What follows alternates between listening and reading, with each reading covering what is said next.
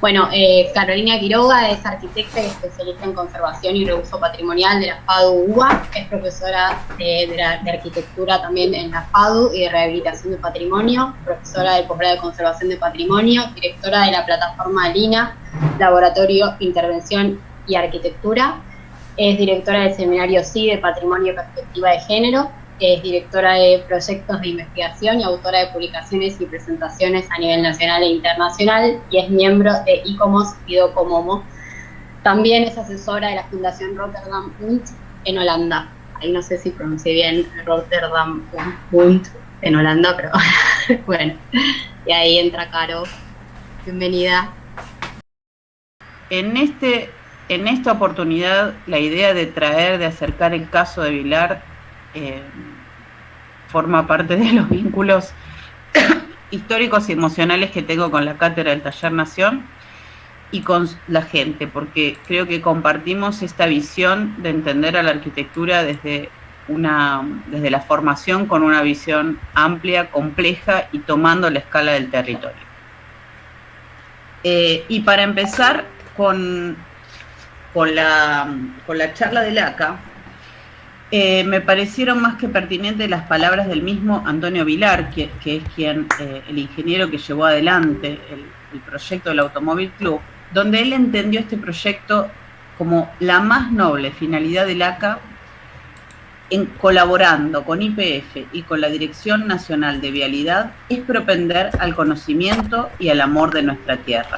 Y cuando escribió acerca de este proyecto le puso: por eso he puesto como título a este escrito el ACA al servicio del país. Y creo que esta es una cosa de las más destacables de Vilar, y es que entendía la arquitectura como un acto de servicio. El ACA es una asociación que se va a fundar en la Argentina en 1904 y que va a venir de la mano del desarrollo que va a tener a fines del siglo XIX y principio del XX la tecnología en general, pero el automóvil en particular. Y también esta va a reproducir el surgimiento de muchas otras que aparecieron en el mundo, el Rotary Club, muchas asociaciones vinculadas al automóvil, y que en este caso lo que hacían era el promover el automovilismo deportivo, ¿sí? El primer enfoque que tenía esto era el promover el automovilismo deportivo y muchas otras actividades que iban surgiendo alrededor de esta actividad, ¿no? Ahora bien, cuando no es la única, también estuvo el Touring Club, pero fue el ACA la que más se amplió, se dispersó y que logró tener algo que es importante también para conversar en esta charla del taller, y que logró tener un vínculo con el Estado, ¿sí? Por eso creo que se distingue esta de otras asociaciones. En esta idea del automóvil como desarrollo tecnológico y del enfocarse al turismo deportivo, es que el ACA desde su inicio no solamente prestaba un servicio, auxilio mecánico, sino que empezó a desarrollar toda una serie de conocimientos que fueron de suma utilidad. Por un lado, como aquí vemos estas imágenes antiguas, lo que hacían eran carreras que en ese momento eran distancias enormes, de Buenos Aires a La Plata, de Buenos Aires a Córdoba, que eran las primeras. Después empezaron a hacer en las próximas décadas de Buenos Aires a la Patagonia. Empezaron a generar todas estas actividades, y uno de los datos importantísimos fue que empezaron a tener el conocimiento en relación a las rutas. Y aquí vemos una grilla que nos va a, rápidamente les voy a contar, que nos va a ir mostrando el proceso del ACA. En 1904 se funda como asociación pionera. Si vemos otros organismos en otros lugares, en Francia, en Bélgica, en Inglaterra, se van a fundar apenas unos años antes.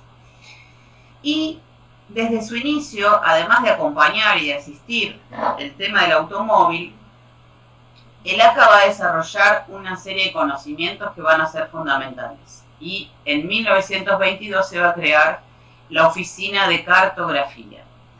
Todo esto que estaba enfocado al conocimiento, a organizar estas carreras deportivas, va a devenir en un modo de generar los mapas de ruta, esta idea de la hoja de ruta, para estas carreras y para el turismo también. A partir de ese momento también se va a ir complejizando, desarrollando, la cantidad de automóviles va a crecer enormemente en las primeras décadas del siglo XX, y es que hacia 1930 el ACA va a firmar primero un acuerdo mutuo con la Dirección Nacional de Vialidad, a partir del cual, vuelvo a repetir, el ACA va a aportar, digamos, este conocimiento en relación a las rutas, y la Dirección de Vialidad va a aportar la obra, la infraestructura. Y en 1935 se va a celebrar el convenio YPF-ACA. El Automóvil Club se va a unir con Yacimientos Petrolíferos Fiscales y van a generar un plan a partir del cual el ACA, digamos, va a usufructuar estaciones de servicio, e YPF va a proveer todo lo que tenía que ver con el combustible. En 1936 es que se va a llamar a un concurso de arquitectura que estuvo asentado en la Sociedad Central de Arquitectura, de arquitectos, pero yo le quiero decir ahora de arquitectura, no de arquitectos, en donde se llama un concurso público. Aquí vemos en ese momento los resultados del concurso. Podríamos decir que esto tiene que ver con el surgimiento o digamos, los primeros momentos de la arquitectura moderna en nuestro país. Miren lo que eran las láminas de este momento, las láminas del concurso. Y es en este concurso de ideas que va a ganar el ingeniero Antonio Vilar, ¿no? El proyecto premiado para la construcción de las estaciones de servicio. Me encanta el seudónimo que tuvo Vilar, que lo digo porque a veces no se llega a leer. Él se puso Chispa. Muy buen seudónimo para presentarse a un concurso de estaciones de servicio. Y en el momento en que Vilar gana, también es importante recordar esta imagen, la década del 30, porque vale decir en qué marco arquitectónico se desarrolla este concurso. Si nosotros vemos el mismo momento en el que se publicaba el concurso, la arquitectura moderna no va a surgir en la práctica. Esta es la misma revista, vuelvo para atrás, así tomamos conciencia. Misma revista de arquitectura, vemos los resultados del concurso, vemos una arquitectura absolutamente moderna, y vemos lo que estaba pasando en esta misma facultad en la que estamos, ¿no? O sea, si bien la arquitectura moderna para esta época ya estaba absolutamente instalada, probada, dispersa, habíamos tenido muchos hechos, edificios, ciudades modernas, nuestra facultad seguía formando estudiantes bajo la lógica académica. Estos eran los trabajos que se publicaban en ese mismo año del taller de René Carman. Y estos eran los trabajos, miren lo que hacían los estudiantes en ese momento, una pila bautismal en una materia que no es como ahora se llama forma, morfología, sino que se llamaba composición decorativa. Con lo cual, uno de los temas fundamentales también para analizar el ACA es que todas estas investigaciones territoriales, arquitectónicas, no se daban en la facultad, ¿no? Cada vez que miro esto y que pienso en esto, pienso y me comprometo a mí misma, y seguramente el Taller Nación está en la misma línea, de que no nos pase esto dentro de la facultad. Estar 50 años atrasados. ¿Y cómo es que Vilar y todo este conjunto de arquitectas y arquitectos se conectaban con la arquitectura moderna, ya que habían sido formados bajo esta misma lógica? Se conectaban a través de publicaciones, Modern Bauformen, las publicaciones de la Bauhaus, y también a partir del vínculo con profesionales en el exterior, ¿no? Fue fundamental. Vilar estuvo en contacto cuando vino Le Corbusier, estuvo con él, viajó a Mar del Plata, fue también una referencia. No sé si tanto proyectual, ya que la mayoría de las cosas que Vilar estudiaba, conocía y con quienes trabajaban habían sido personas formadas bajo la escuela Bauhaus. Pero digamos que como lógica la arquitectura moderna no va a estar, no va a surgir desde la academia, ¿no? Sino desde la práctica profesional. Vilar tuvo una extensa obra, muy valiosa, que creo que vale la pena revisar y que comprendió múltiples escalas. También, como les comenté, sus primeras obras junto a su hermano Carlos Vilar. Antonio era ingeniero, Carlos era arquitecto. Sus primeras obras fueron académicas, pero rápidamente se alineó con la arquitectura moderna y desarrolló unas obras que se van a distinguir, según tomo las palabras de la arquitecta Mabel Scarone, que es quien escribió el primer libro sobre Antonio Vilar, se van a distinguir por su búsqueda tipológica, ¿sí? Si había otros estudios o arquitectas o arquitectos donde prevalecían las cuestiones de la forma, Vilar fue, según Scarone, un type giver, un dador de tipos. Sus búsquedas estaban orientadas hacia esta lógica del funcionamiento, del resignificar la tipología, las cuestiones urbanas, en relación especialmente a las organizaciones tipológicas.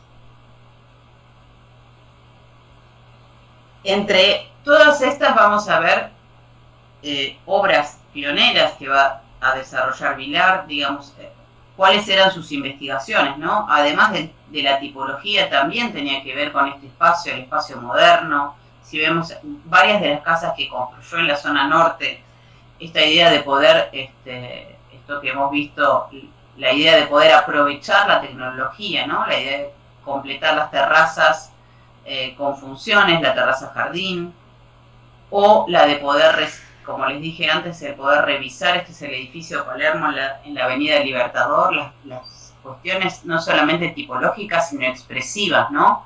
O sea, cómo era posible pensar una ciudad moderna. Y creo su casa más conocida, la de San Isidro.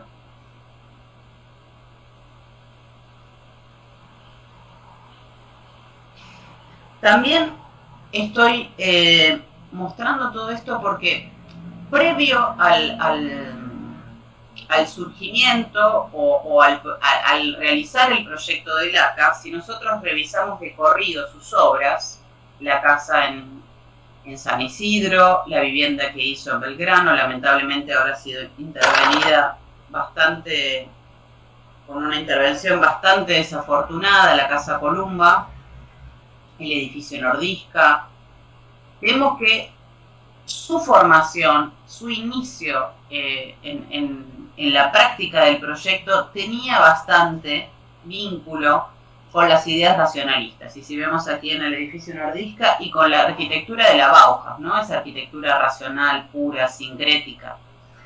Ahora bien, en el momento en el que Vilar gana el concurso del ACA, su escala de proyecto va a ser lo primero que se va a ampliar. Vuelvo a repasar sus obras. Y va a pasar, al tener que proyectar, a que su tablero de dibujo, en ese momento él dibujaba mucho y muy bien a mano, va a ser este. ¿Sí? Lo primero que Vilar va a tener que comprender es cuál es la escala, cuál es el alcance de ese proyecto, de lo que implicaba el ACA.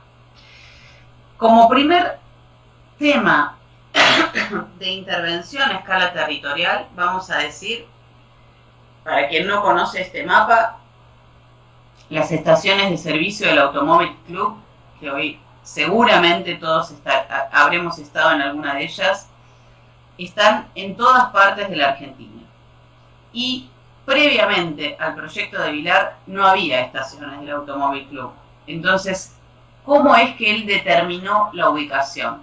La primera cuestión tuvo que ver con un tema básicamente utilitario, ¿sí? Estos puntos rojos, que son todas las estaciones, Vilar dirigió las primeras fases Vilar dirigió 90 estaciones, se inauguraron 90 estaciones en un periodo de 5 años, y cada uno de estos puntos rojos, la ubicación, va a responder a lo que resistía en ese momento un auto con el tanque lleno. ¿Sí? ¿Se entiende? No me pueden responder porque están en el YouTube, pero digamos que un punto de otro, la ubicación tenía que ver con la posibilidad de que uno cargue nafta y pueda llegar a la otra estación de servicio sin quedarse en la ruta. Esa era una primera cuestión del diseño a escala territorial, ¿no? Un tema básicamente utilitario.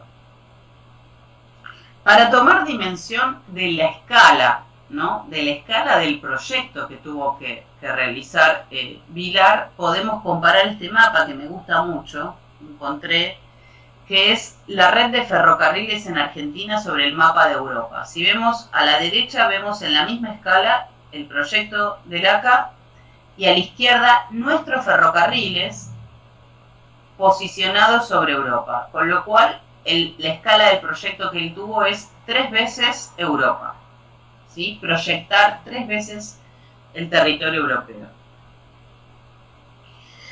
Estas huellas, ¿sí?, en el territorio que vemos no son las primeras a escala territorial. Siempre hubo huellas de proyectos en nuestro territorio desde sus inicios. Una de ellas fue, por ejemplo, en este mapa que vemos entre 1800 y 1816, este mapa que nos va a indicar la huella de las carretas, ¿no? Y fíjense cómo eran mucho más cercanas las distancias, porque estas postas, las postas existentes, estas distancias tenían que ver con lo que resistían los caballos, ¿no? Y no el automóvil.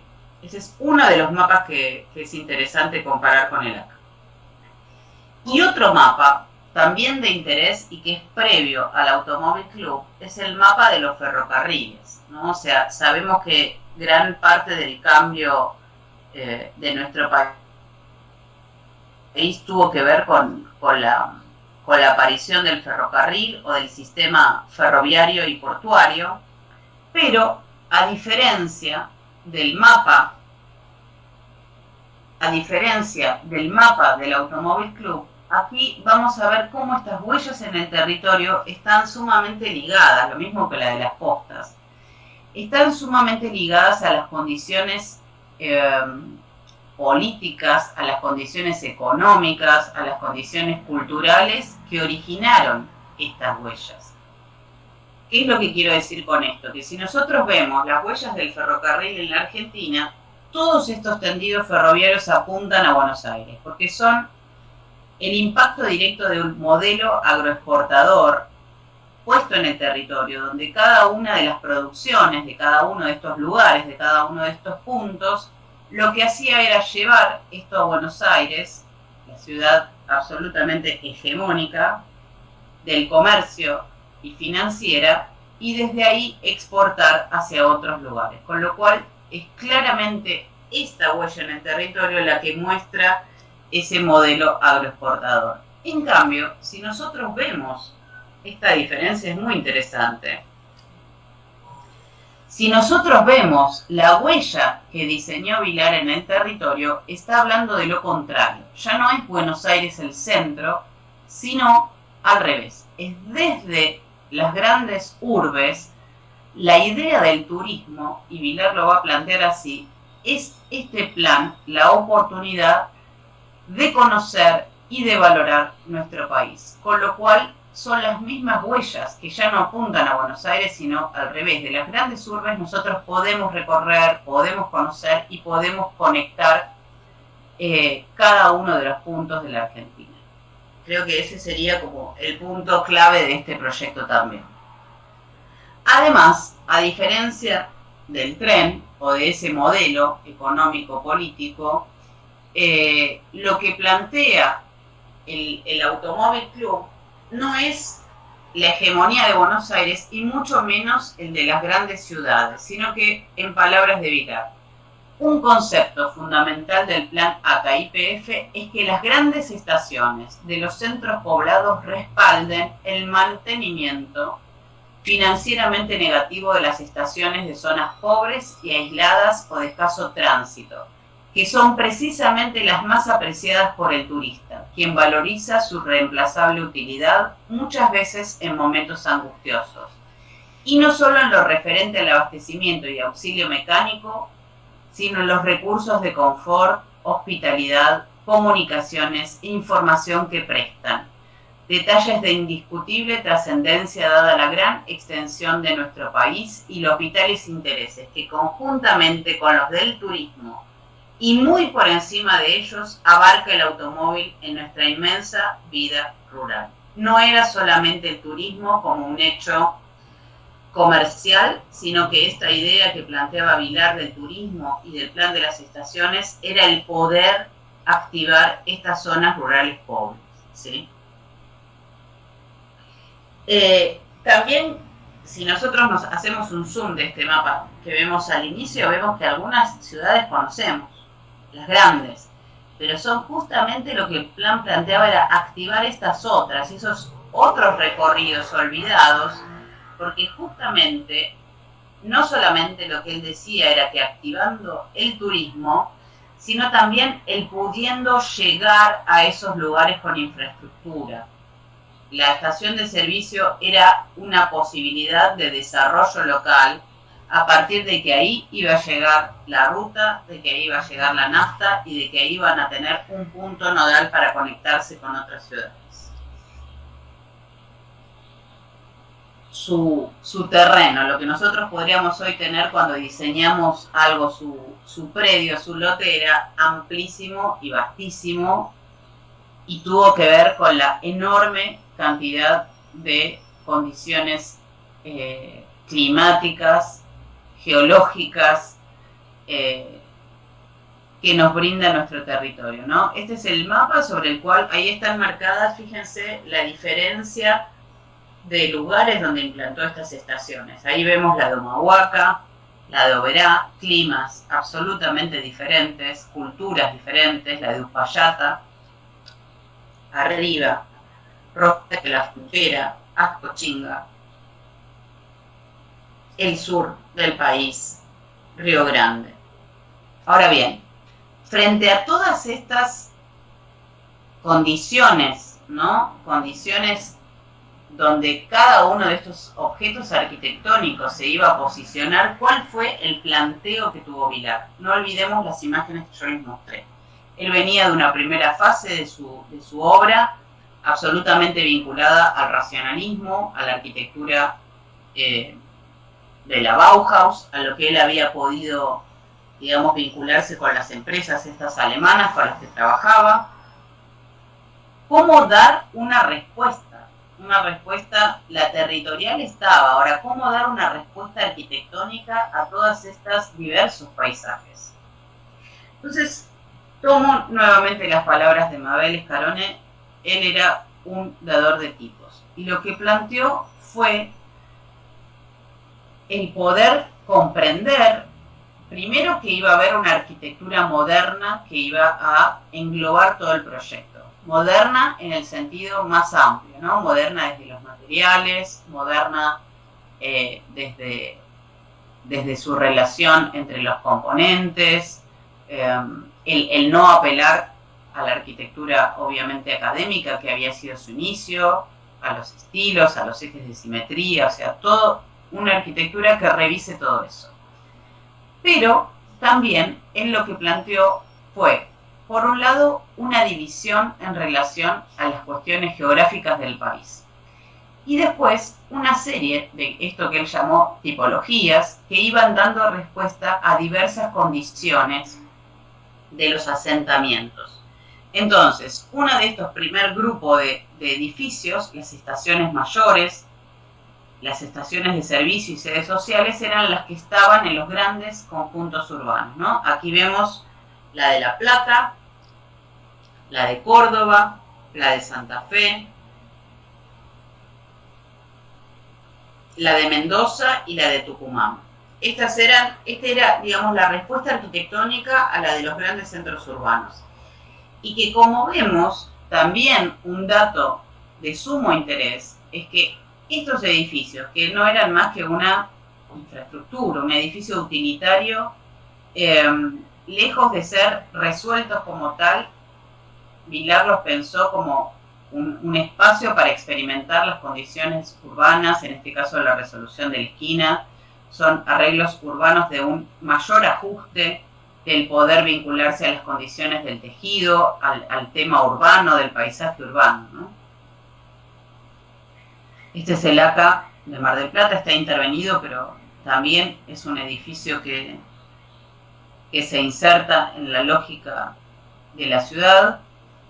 Y otro de estos tipos eran las estaciones de servicio. Dos lamentablemente desaparecidas, la de Barracas y la de Avellaneda. Estas también, ¿no? Veamos un edificio que construye tejido, construye ciudad, arma la lógica, en este caso, de la manzana tradicional de Buenos Aires.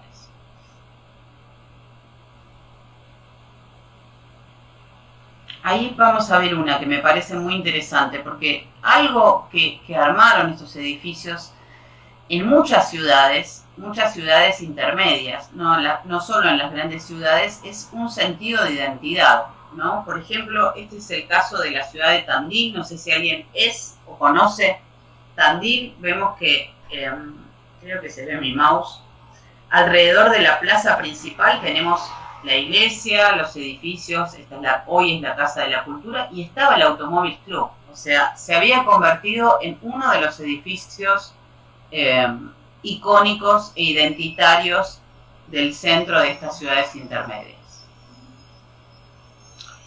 A su vez, lo que hizo Vilar fue, dentro de esta misma lógica moderna, planteó diferentes soluciones técnicas y constructivas en relación al posicionamiento de cada uno de estos objetos en el territorio, ¿no? Y por ejemplo, si vemos las estaciones del norte del país, no solamente algunas están intervenidas, lamentablemente, si vemos las estaciones del norte del país, no van a estar conformadas sino que va a recuperar dentro de un estilo moderno los materiales, el utilizar las tejas españolas, la piedra, y además de los materiales también van a recuperar, como en el caso en Jujuy y en Santiago del Estero, miren la foto de abajo, lamentablemente intervenidas, recuperar, como en este caso en Jujuy, los criterios tipológicos tradicionales de cada uno de estos lugares. La logia, el patio, los espacios de transición, el ver cómo cada uno de estos edificios podía resolverse mejor en relación al clima, las orientaciones. Esta es la otra también de la falta, o sea, una de las regiones del país, uno de estos lugares fue resuelto con estas torretas, las tejas españolas, la piedra.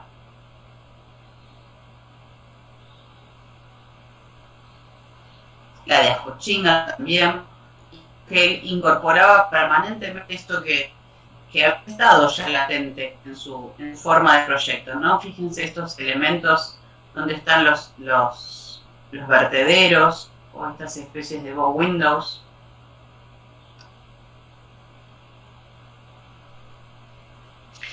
Y también pensó para el sur del país, por ejemplo, esta es la de Villa Langostura, Bariloche, muchas de estas estaciones de servicio, que este prototipo se adapte, por ejemplo, una cosa que tienen de adaptación, que también respondían a las normativas locales, tenía que ver con la pendiente de los techos. En este caso él va a utilizar tejuelas para las cubiertas, piedra, y cada una de estas estaciones también va a tener un espacio fuelle que permita, digamos, liberar el interior de las temperaturas frías del exterior. Bariloche.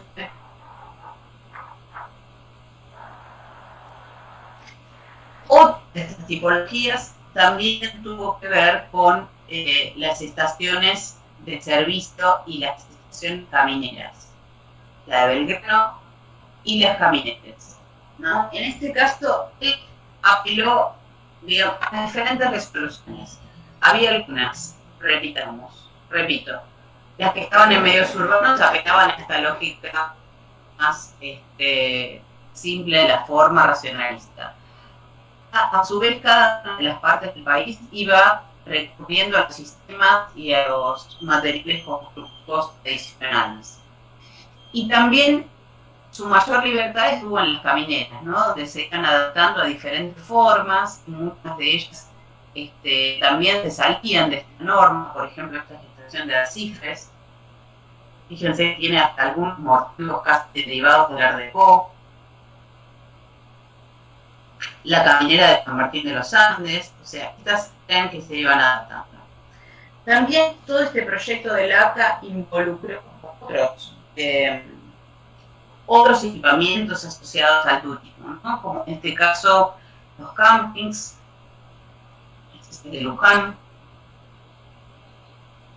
y algunas que no llegaron a construirse, que eran los centros fronterizos. También Vilar diseñó las conexiones, que después vamos a ver en el mapa, los centros fronterizos que iban a conectar cada uno de los pasos de nuestras provincias con nuestros países vecinos o limítrofes. Y que estas, obviamente, muchas de estas no solamente tenían las estaciones de servicio, sino que tenían toda la parte administrativa, hotelería, etc.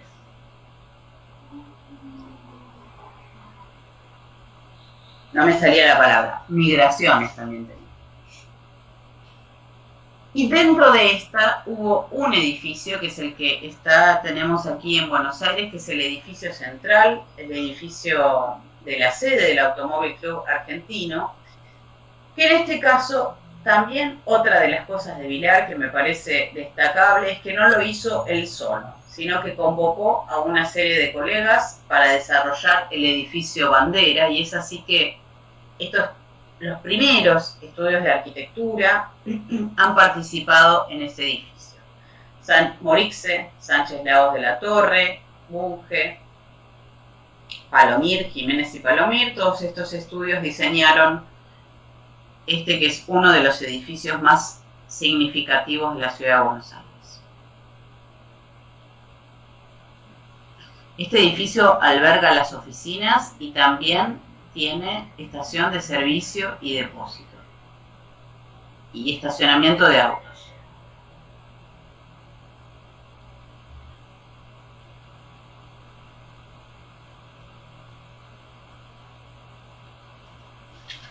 Otro tema destacable es que, si bien Vilar, como vemos eran las cuestiones tecnológicas, si bien Vilar, como vemos en este cartel de obra, había trabajado, ¿sí?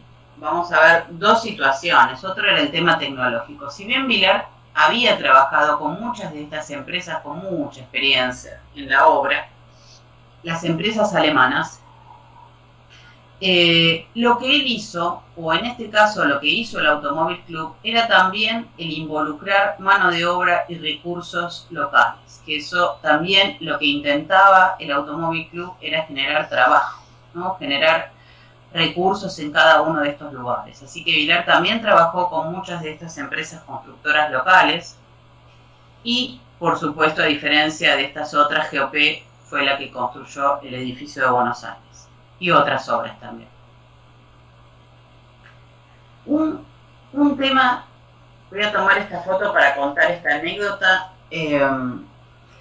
Nosotros, este estudio de Vilar surge de un proyecto que llevamos adelante, que yo codirigí en la Universidad de Belgrano, y durante este estudio entrevistamos a uno de los sobrinos de Vilar y también a uno de los constructores, ¿sí? De estos que decíamos que habían estudiado en la Bauhaus, que trabajaron con ellos, y nos contaban algunas cosas muy, muy relevantes para comprender la personalidad de Vilar.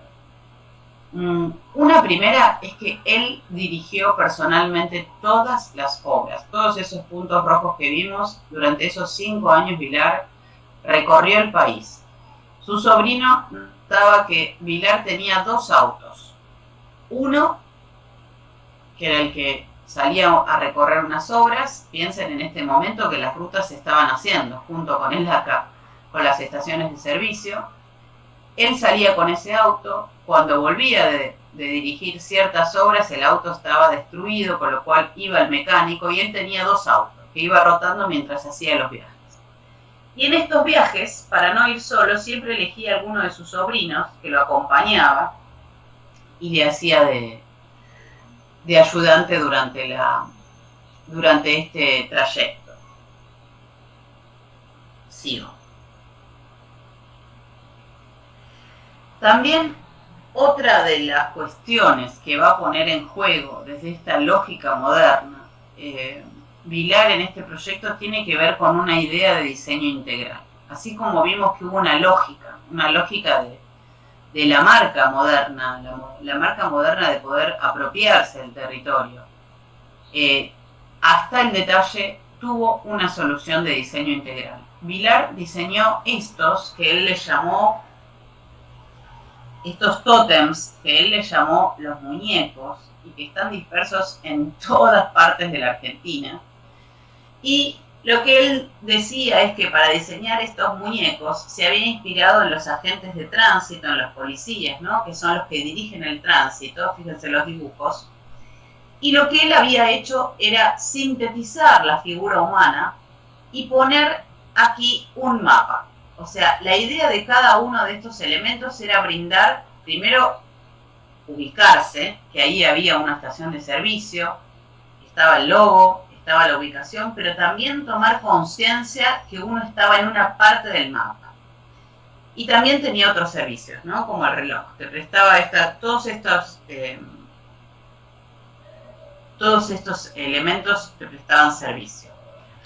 También otro tema que tiene que ver con el diseño integral es que cada una de estas estaciones, las más importantes, se habían desarrollado unos murales que estaban hablando, que son estos murales de la Argentina. En algunos casos están en el interior, en las estaciones más grandes, pero en otro caso en el exterior, y es la idea de poder tomar el mismo mapa de la Argentina, como la marca del proyecto, ¿no? Esto también creo que está hablando de esto que dijo Vilar. Este es un proyecto al servicio de nuestro país. Ahí lo vemos, en la estación de La Plata. Uno podía, en cada uno de estos elementos, tomar conciencia de que esto formaba parte de un proyecto mucho mayor. Y también que cada uno de estos elementos, esta es mi interpretación, no lo dijo Vilar, que cada uno de estos elementos, ¿no?, como cada uno de nosotros que formamos, y nosotras que formamos parte de la Argentina, somos parte de un sistema, ¿no?, de una cadena, de un eslabón, que cada una de estas estaciones era importante, porque si una de ellas no estaba, toda esta red no funcionaba. Creo que este también es una idea muy linda del proyecto. Esta idea de que cada una aportaba a un tema mayor. Si bien todo esto que dije, ¿no?, habla de todas las virtudes y de todas las posibilidades que le dio a Vilar el recorrer el territorio, conocerlo, adentrarse, todo el tiempo hablar de que él, a partir de este proyecto, descubrió la Argentina, no porque no haya visitado antes el país, sino porque la descubrió, la reconoció. También otra de las cosas que va a decir en este texto, en esta memoria, es una fuerte crítica a la política, a todo, en general, ¿no? Porque también el recorrer la Argentina, él dijo, yo cada vez que volvía a mis viajes y veía a mi hija, me acordaba de lo que había visto. Yo descubrí los paisajes más maravillosos, más hermosos, pero también, ¿qué descubrí? Descubrí el hambre, la miseria, la pobreza, la injusticia. Descubrí, y también él hace una fuerte crítica a la hegemonía que tenía Buenos Aires por sobre todas las otras, especialmente la capital de Buenos Aires, por sobre el resto del país. Y hace un llamado de atención a la política, ¿no? A la gestión política. Y él dijo, una de las condiciones legales para ser propietario de un bien es conocerlo, por eso el turismo. Y otra, usufructuarlo, con noble y razonable beneficio para la vida. Y él habla, control del Estado, leyes antiguas creo que decían que el propietario tenía derecho al uso y al abuso de su bien. Esto ha caducado, pero solo como ley. Y ahí sigue. Pero algunos ganan demasiado y trabajan muy poco, sin que nadie los controle o los moleste. Los grandes negocios. Muchísimos trabajan demasiado y sufren hambre y miseria, mientras una fuerza infernal nos confunde y se hace cómplice de esta situación, aún valiéndose de las palabras más agradables, que todo lo prometen, incluso los famosos derechos y libertades de la lucrativa politiquería. Creo que esto también es parte de la enseñanza que nos deja el ACA, ¿no? El poder, un proyecto que recorre el país y que descubre todas estas situaciones de inequidad. Y también, ¿no?, que frente a este descubrimiento de la miseria, de la injusticia, Vilar publica esto, no esconde debajo de la alfombra, ¿no? O sea, no publica las fotos maravillosas de su proyecto, sino que cuando él hace la publicación en la revista de arquitectura del proyecto del ACA, pone esta foto. Para mí es fundamental que este arquitecto haya podido registrar cuál era su crítica en relación a lo que estaba ocurriendo en la dimensión política y social de nuestro país. Y pone esta foto que para mí es desgarradora y dice, esta foto es por demás expresiva sobre lo que el ACA significa en lugares como ese. Y tiene el gran valor de apelar a nuestra conciencia, reclamando la atención primordial que los gobiernos y la opinión pública deben prestar a las regiones pobres del país, con preferencia a toda otra preocupación por casos semejantes del extranjero, por respetables que sean. Él habla de esto porque muchas de las publicaciones de nuestras revistas de arquitectura en este momento estaban hablando de las guerras, de los periodos de entreguerra, de las reconstrucciones de las ciudades europeas, y no había registro de esta situación. Pero Vilar no solamente va a tomar estas situaciones de la pobreza, de la injusticia como un marco, sino que él genera una respuesta proyectual a esto. Y esta estación, que es la de San Antonio de la Paz, esta estación caminera, no va a tener el mismo proyecto, no va a tener una estación de servicio, y lo que hace Vilar es agregar ese edificio.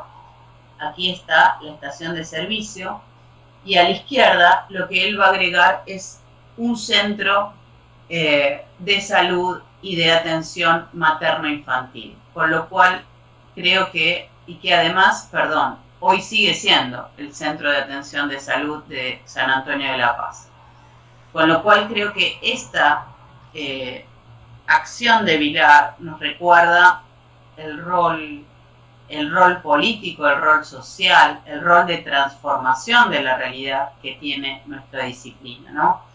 O sea, no solamente tomar un encargo y reproducirlo, sino el poder ver hasta dónde nuestro proyecto puede mejorar y transformar esa realidad que nosotros estamos interpretando. También él va a registrar, va a acompañar sus proyectos con fotos donde él ni siquiera le importa la arquitectura. Por ejemplo, en este caso, cuando publica las estaciones de Santiago del Estero, fíjense lo que dice. Vista que interesa. Por las tortas fritas, registra cómo se vivencia esos edificios. Y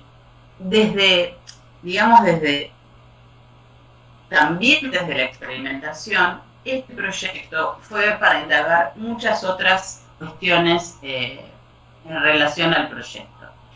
Una de ellas es esta, que no sé si hoy no están vigentes estas estaciones, han sido reemplazadas por otras, pero, por ejemplo, en la ruta que conecta el camino entre Buenos Aires y Mar del Plata, que hoy la mayoría, supongo, de nosotros ha transitado en auto, Vilar primero va a proyectar una estación de servicio, pero por la gran cantidad de tráfico, él se da cuenta que tener una estación de servicio en el medio de una ruta como esta generaba enormes accidentes de tránsito. Entonces, lo que va a diseñar, que hoy lo vemos en la ruta Mar del Plata, a la costa, lo que va a diseñar es el sistema de estaciones gemelas, ¿no? Con lo cual uno viene por la ruta y puede tomar la que está del lado que uno va manejando.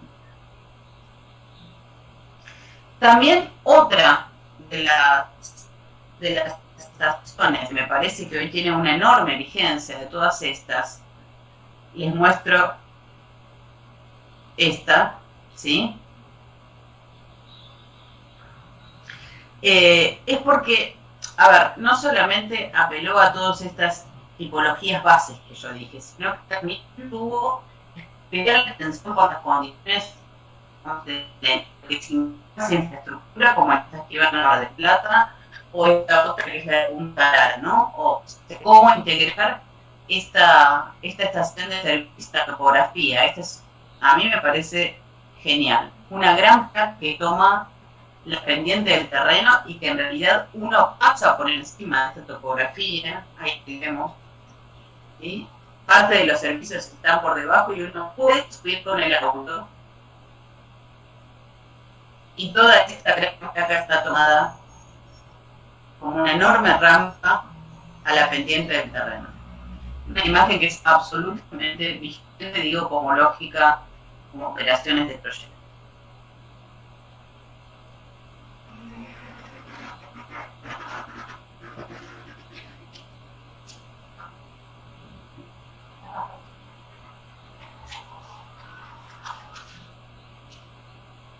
Perdón, aquí sigo. Y después, otra de las dimensiones del proyecto fue, como vimos antes, en los edificios urbanos, esta idea de poder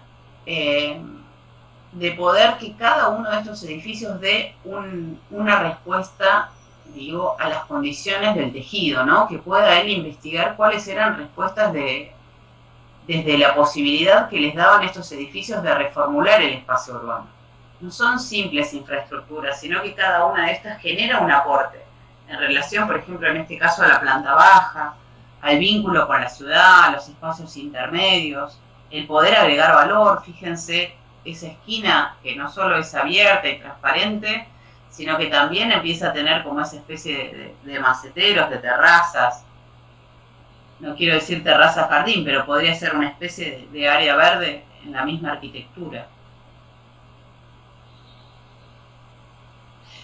Y así como vimos que el ACA había generado estas hojas de ruta pioneras, también Vilar va a implementar, digo, no solamente con el muñeco, sino que va a generar todo un sistema que va a permitir territorial, urbano, arquitectónico, del diseño gráfico, y también él va a generar de un modo absolutamente pionero unas guías que van a permitir no solamente el marcar las rutas, ¿no? Esta idea del cartografiar el país, que ya había iniciado el ACA, sino también va a promover algo que para mí es muy importante. Vilar cuando presenta el proyecto dice que es necesario conocer nuestro país, conocer nuestra arquitectura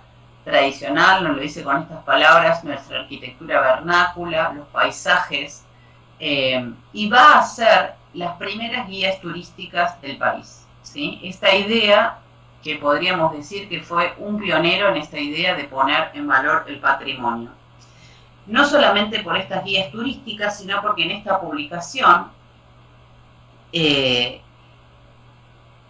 también él lo que va a decir es que hay tres dimensiones. Por un lado están las guías, esas que nos permiten ubicarnos. Por otro lado, están estas guías turísticas y también las guías de hoteles, con lo cual no solamente va a anticipar la idea, ¿no?, de poner en valor el patrimonio, sino de lo que hoy podríamos llamar el turismo cultural, ¿no? Esta idea de poder recorrer, conocer nuestros bienes culturales. También en ese libro, en esa publicación, que acompañan el proyecto del ACA, él va a elegir algunas fotos y también va a acompañar con un texto, unas fotos que van a ir mostrando qué cosas le interesaban, qué cosas le habían inspirado en nuestro país, ¿no?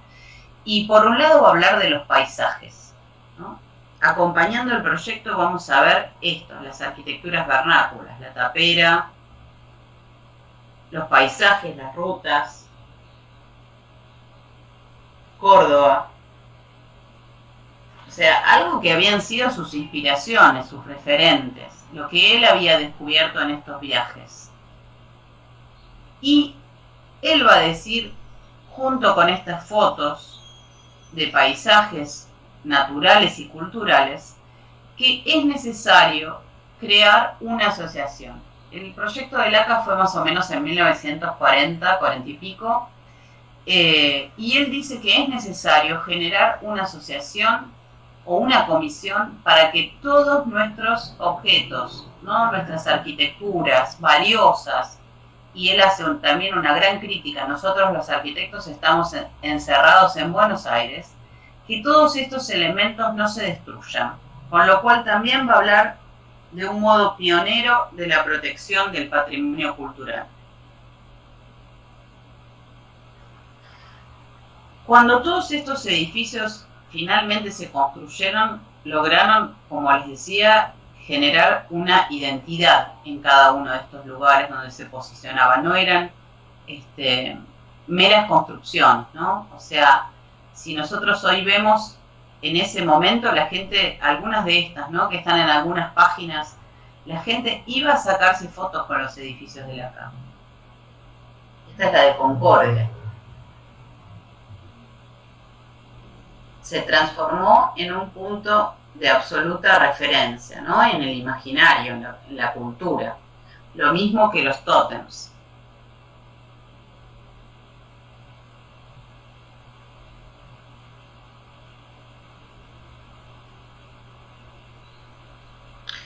Y también este proyecto fue, digamos, no solamente conocido, sino reconocido, publicado.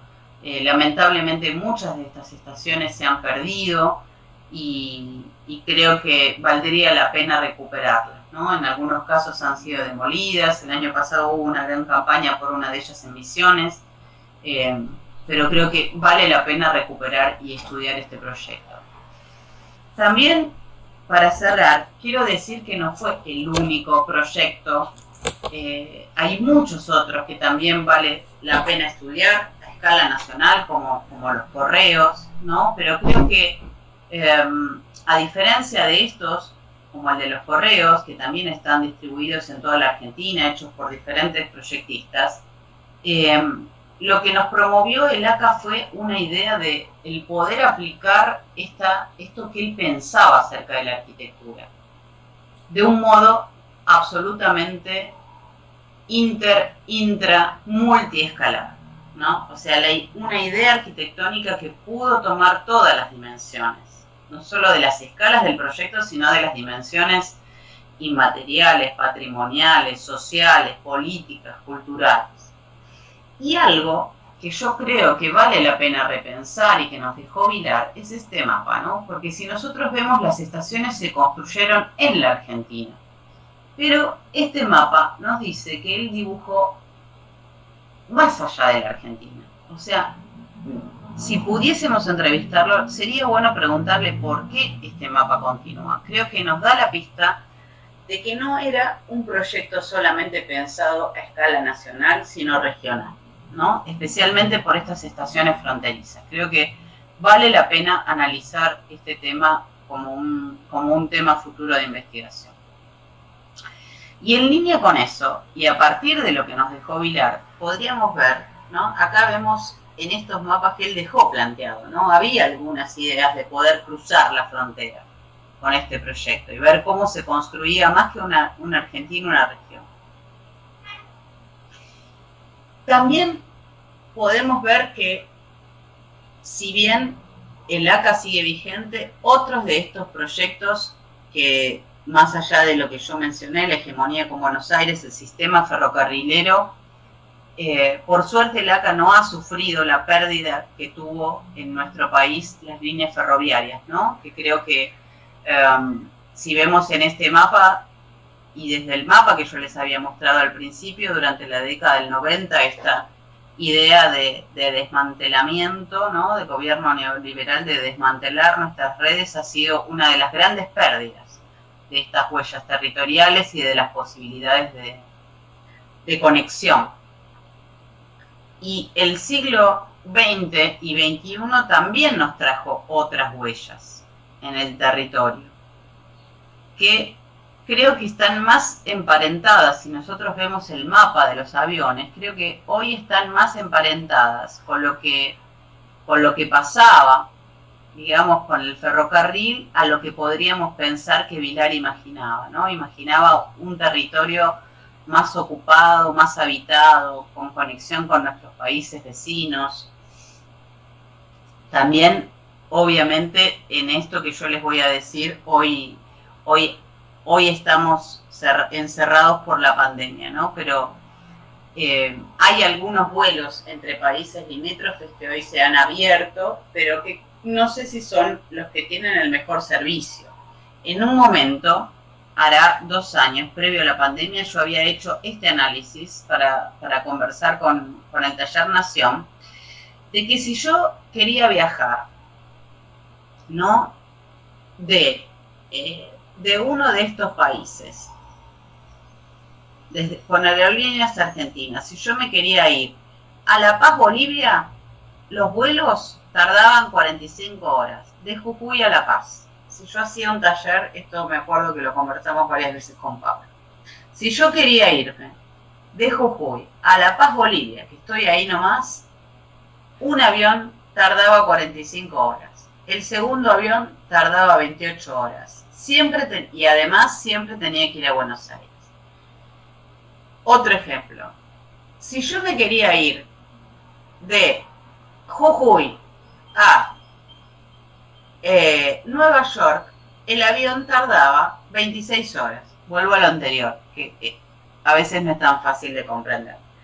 De Jujuy a Bolivia, el avión más barato tardaba 45 horas, o 28, y salía 25.000 pesos.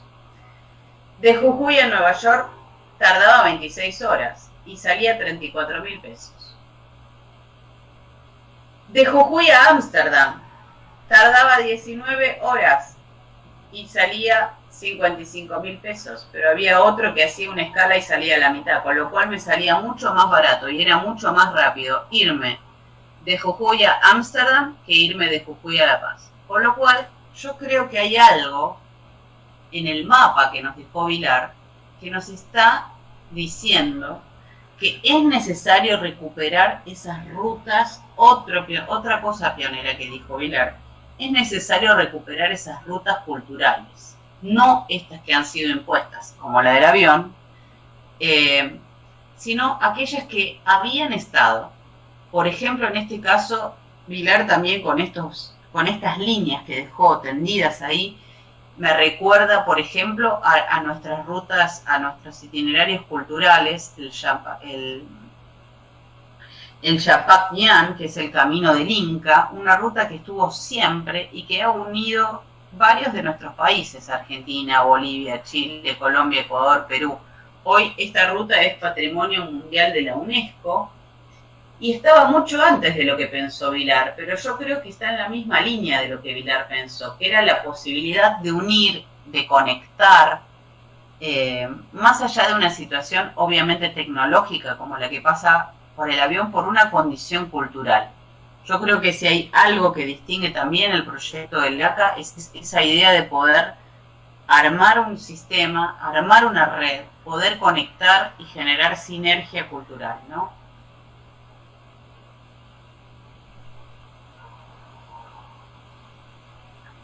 Y mi pregunta, ¿qué haríamos hoy?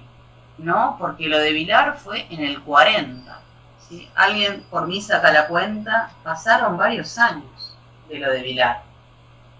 Ahora voy a hacer la cuenta con mi teléfono porque no la tengo en la mente. Menos.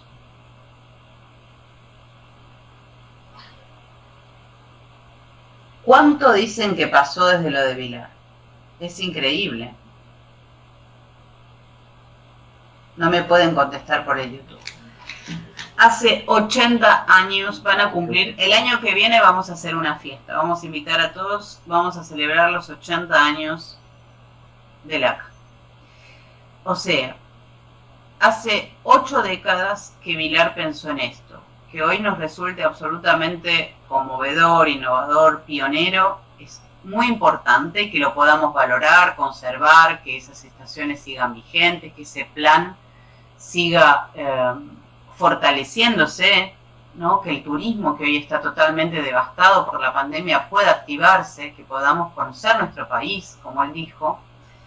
Pero yo les dejo una inquietud como taller, la misma que yo me hago todos los días cada vez que llego al taller, porque si no, creo que me da mucho miedo terminar como René Carman, ¿no? Que mientras estaban ocurriendo cosas en la realidad de la vida, él seguía haciendo los edificios académicos adentro de la facultad. Mi pregunta sería, ¿cómo hoy podemos repensar otras huellas del territorio? ¿Cómo hoy podemos repensar otras formas de apropiarse y de habitar ese territorio? ¿Son las mismas? ¿Son renovadas? ¿A partir de qué? ¿De qué condiciones que no contempló Vilar? Vilar no contempló, en su época fue pionero, pero no tenía las mismas condiciones geográficas, climáticas, sociales, etc. Y también, porque yo creo que algo que nos dejó Vilar, más allá del testimonio físico de su obra, fue algo de lo cual yo creo que es una gran enseñanza, ¿no? Que para mí es esta. Porque si no, nos podemos quedar en lo que hizo Vilar de un modo bucólico, romántico. Yo creo que lo más importante es cómo él mismo entendió la arquitectura. Y creo que si él estuviese acá, lo que les diría a las futuras arquitectas y arquitectos es esto, ¿no? Es qué cosa era para él la arquitectura y qué cosa él podría recuperar del pasado, ¿no? Porque para nosotros hoy la obra de Vilar es un pasado ya cada vez menos reciente, ¿no? Pensando que tiene 80 años. Y Vilar pensaba, cierro con esta frase, que es lo que él pensaba acerca de la arquitectura y de cómo él entendía estas relaciones con el pasado. La tradición no puede ser más que un instinto respetuoso por el sano esfuerzo de nuestros antecesores. Debe servirnos de estímulo, de ejemplo, de jalón, pero nunca de cómplice voluntario para anular el esfuerzo maravilloso de una época como la nuestra. Creo que lo mejor que nos dejó Vilar es eso, la idea de que nosotros podemos generar esfuerzos maravillosos para dar testimonio de nuestras épocas. Así que bueno, muchas gracias a todo el Taller Nacional. Ya les voy a decir algo que es muy importante, ahí me sale la maestra Ciruela. Nuestra Facultad de Arquitectura y Urbanismo, que tiene muchas cosas malas, tiene muchas cosas buenas, entre ellas la Biblioteca Nacional. La biblioteca digitalizó las revistas de arquitectura. Nuestra Arquitectura, Revista de Arquitectura, y una de ellas, la revista Nuestra Arquitectura 162 de 1943, es la que tiene toda la obra y los textos que acabo de mencionar sobre el ACA.